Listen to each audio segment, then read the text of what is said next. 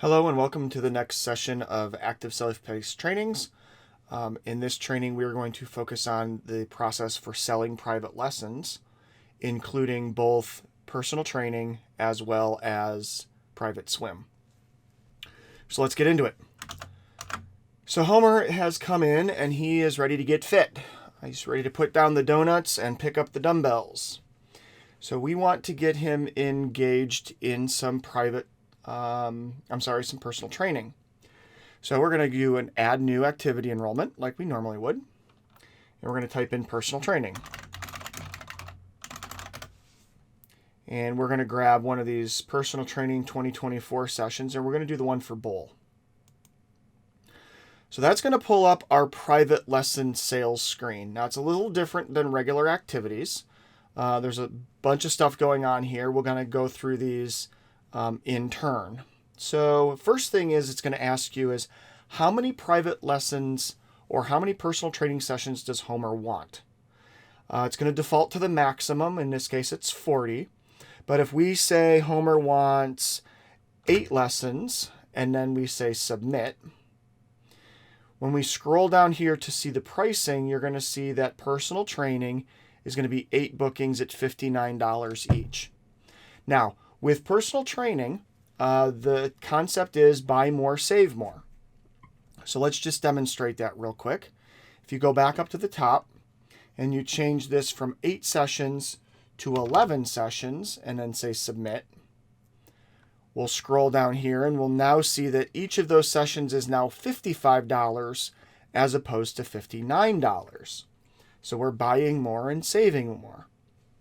Okay? Let's go back up here to the top. We're going to stick with the 11 lessons. And then we need to find out who Homer is going to train with. So a couple things to do over here in the dates and the trainers. So we're going to select Colin as the trainer. And we're going to say that Homer wants to start his training on February 19th. And he wants to train on Mondays, Wednesdays, and Fridays. Or at least those are the days that he wants to look at availability. And his availability is going to be after 4 p.m. So we're going to do 1600, hit tab, and it'll automatically drop you to 4 p.m. And if I click search, what I'm going to get as a result is all of Colin's availability between February 19th, and it looks like we went a month or so out here, and in all of these different time ranges. So we have 11 sessions to book. I'm not going to book them all right now. Normally, what we would suggest is that if you have 11 sessions to book, you try to book as many as you practically can at the time of enrollment. But since we're going to be using this particular Homer, we're going to be doing a couple different things with him. We're not going to book all of his sessions right now. So let's book 8 sessions for Homer. Let's book 6 sessions for Homer. So let's do Monday at 4 p.m. Let's do the next Monday at 4 p.m. Let's do the next Wednesday at 6 p.m. And you're noticing that whenever I click a box, I'm getting 2 boxes. That's because personal trainings run for 1 hour. So what we're doing here is we're booking Colin for 1 hour based on the first box that we checked. So let's say we get down to this Monday, the 11th, and Homer's not going to be able to come in until 4:30. So if you click the 4:30 option, you'll see it's going to be 4:30 to 5:30. So let's see, we've got 1, 2, 3, 4. Let's get a couple more sessions in here for Homer. Let's do one on this Monday at 5 o'clock. And let's do one more here on this Friday. We're going to do a late night, and we're going to do 7 p.m. Now, as we go through this, as we see more people and we register more folks, what you're going to see is Colin's availability is going to change. If Colin was not able to do a session with Homer at 4 o'clock on Monday the 19th, Colin would have 2 X's here. So it would show that those are not available. All right. We're going to click the Add to List button.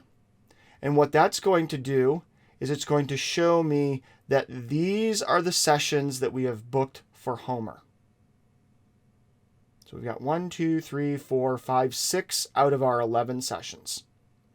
Come down a little bit further, and we've got the payment plan options. Now, because Homer purchased more than 7 sessions, you can pull this down and you can say, you can do the payment plan of, let's say, 8 to 12 sessions. So we'll select that one. We're going to use the electronic check because that's what we have on file. We're going to leave the automatically charged scheduled payments. This way, anything that Homer owes will be automatically charged. We're going to skip the coupon code for now. You'll notice that it's going to be $605. And when I say enroll, we're going to come to our payment plan sheet, and he's going to have a balance of $355. The balance of $355 is because he's going to put some money down today. So we're just going to know that that's $355. It's automatically going to set us up for our next payment. We'll say submit. And we're going to have $355 and balance of $250, and that's what we're going to pay today. So I'm going to click Pay, Homer, and here's our $255. In this case, we're just going to do cash because it makes it easier for training. And then I'm going to come down here and say Pay and Finish. Now we get a report, or a receipt, I should say, that shows Homer how much he paid, $250. $355 is on the payment plan. We're going to get 11 lessons at $55 each for a total of $605. It shows you what our balance is down here. It shows all of the 6 booked lessons that we have. And then it also gives us a breakdown of what our payment plan looks like. If we had bought a very large, like a 40 session, what you would see is multiple payment dates with multiple due amounts for those 40 sessions. So that is the basic Let's Sell a Personal Training or a private lesson. In upcoming videos, what we're going to talk about is how to book a lesson that's unbooked, and we'll probably do some changing of already booked lessons at that same time. So thanks for joining me today with this self-paced training. I hope it was useful. Hope to see you in the next one.